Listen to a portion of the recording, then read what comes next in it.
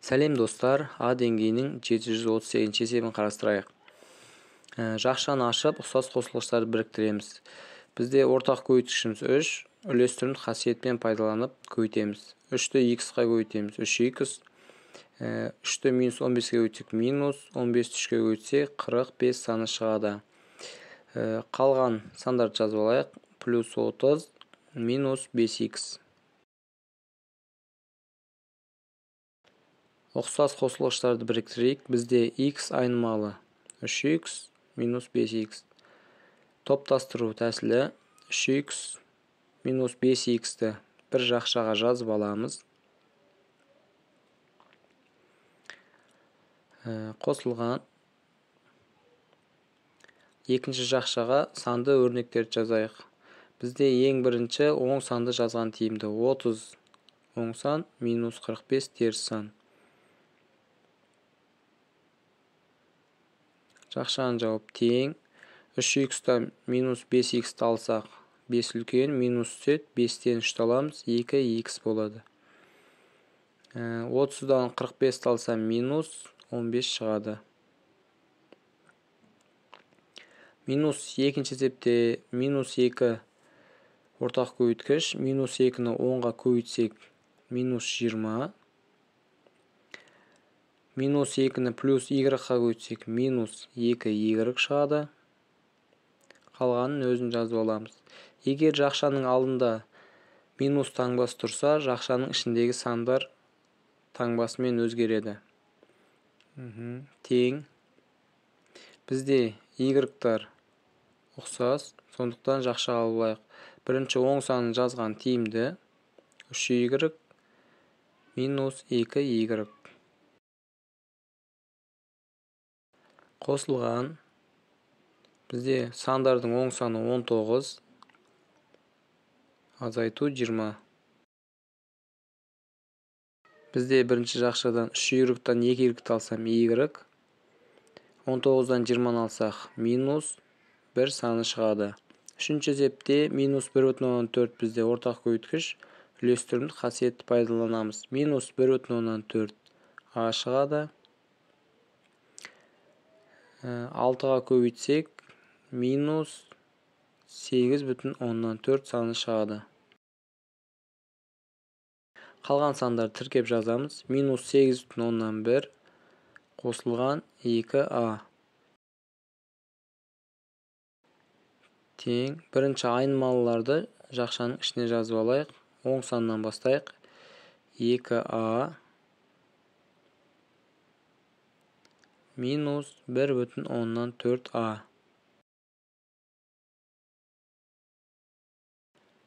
Бізде 2 санымызда минус, жақшаның сыртына шығарайық. Сонда 2 теріс сан қосылады. 8,4 қосылған 8,1.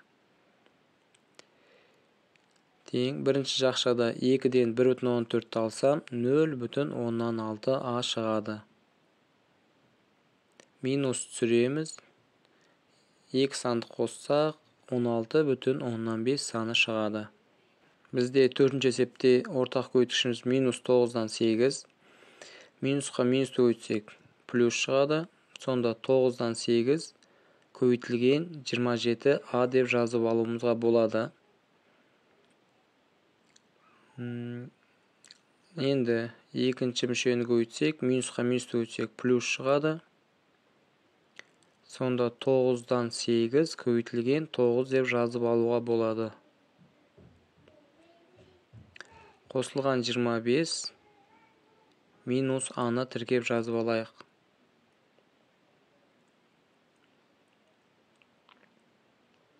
Тең. Дәл осы жерден қысқартуды жүрейік. 9-ды бөлсек 1, 27-ні 9-ға бөлсек 3. 9 мен 9 бір теңге деді. Енді шыққан сандар жазып алайық. Астына жазайын. 8 жерде 3, 24 а. Қосылған.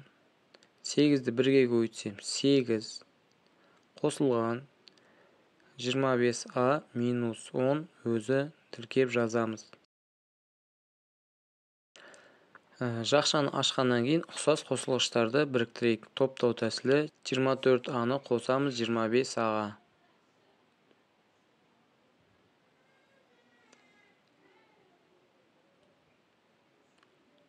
Жақша жабамыз. Қосылған сандарды алайық. Бірінші оң санымыз 8 минус 10-ды жазып алайық. Бірінші сандар екеуі де оң сан қосылады, 49а. Бізде 8-ден 10-ды алсақ, минус 2 шығады. Ары қарай 739 есеп дәл солай. Жақшаны ашып, ұқсас қосылғыштарды біріктіруіміз керек. Бізде ортақ көйткішіміз 7-ден 4 минус шығады. 7-ден 4 көйтілген 14а болады.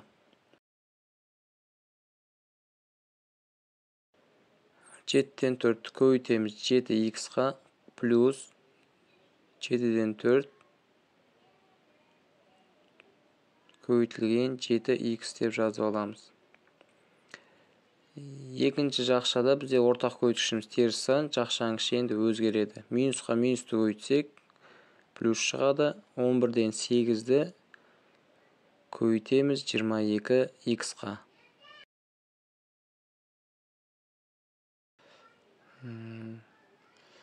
Ары қарай минус 11-ден 8-ді плюс 11-ға көйтсек, минус шығады. 11-ден 8 көйтілген 11. Енді қысқартып жүргізейік. 7 7-ге бөлінеді 1, 14-ті 7-ге бөлсем 2. Осы жерде бірден көбейтіп жазып алайық, шатыспауымыз үшін. Минус 8а қосылған 7 мен 7 қысқарылады 1-ден 4х шығады. Қосылған 11-ден 8-ді 22-ге көйтсек қысқарылады. 11-ді 11-ге бөлсек 1, 22-ні 11-ге бөлсек 2. Сонда 8-ді 2-ге көйтеміз 16х шығады.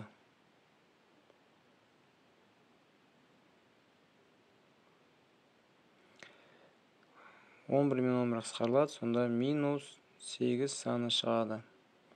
Тең ары қарай 16 мен 4х бізде 20х-ті береді қоссақ.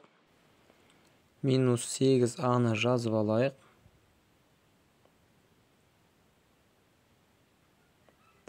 Минус 8 өзі жазылады.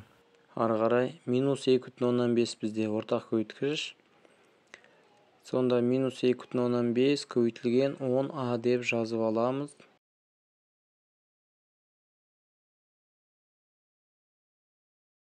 Бізде минус 2,5 минус 1-ге көйтсек плюс шығады. 2,5 көйтілген 1.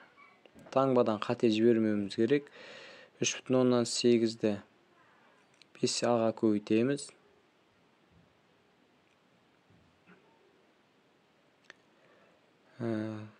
Плюсті минусқа көйтсек минус шығады. 3,8 көйтілген 3 деп жазып алайық. Негізі бірден көйтіп жүруге болады. Мен сіздерге толығымен көрсетіп жатырмын. Енді минус 2,5-ті 10-ға көйтсек, бізде 25а шығады. 2,5-ті 1-ге көйтеміз. 2,5-тің өзі шығады. Қосылған 3,8-ді 5а-ға көйтсек, бізде 19а шығады. Минус 3,8-ді 3-ге көйтсем 11,4 саны шығады. Тең жақшаны ашып алдық. Енді ұқсас қосылғыштарды топтастырайық. Бірінші жақшаға 25а қосылған 19а деп жазып аламыз.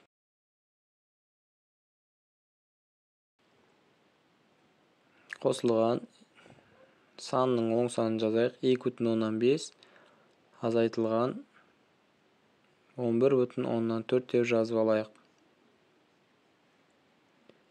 Тең бірінші жақшада 25 19-ға қосылады, сондықтан 44а деп жазамыз.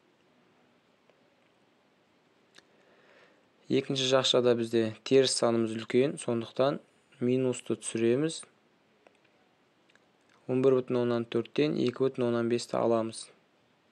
Сонда 8,9 саны шығады. Ары қарай үшінші есепте минус 6,5 бізде ортақ көбейткіш. Минус 6,5 көбейтілген 12 b шығады. Екінші мүшеге минусқа плюсті көбейтсе минус 6-дан 5 көбейтілген 18 деп жазып аламыз. Екінші ортақ көбейткішімізде теріс сан екен. Минус 9-дан 4 көбейтілген 9-дан b. Минусқа минусты көбейтсек плюс шығады. 9-дан 4 көбейтілген 0,9'ды жазып аламыз. Енді бізде қысқарту жүреді.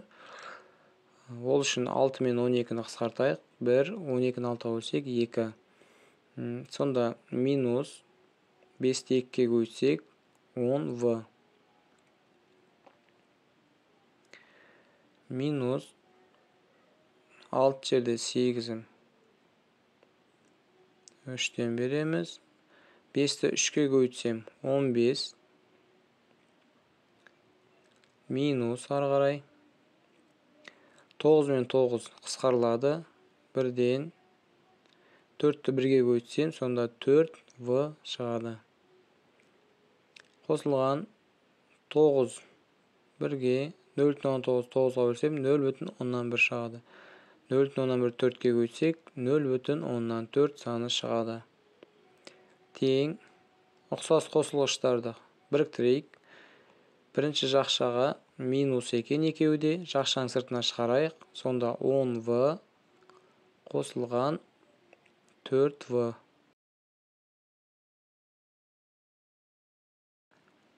Қосылған бізде сандарымызды екінші жақшаға алайық. Минус 15 қосылған 0,4 деп алайық.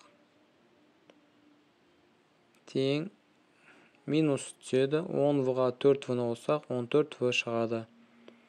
Бізде минус 15 үлкен болып тұр. Минус таңбасы түседі. 15-тен 0,14 алсақ 14,6 саны шығады.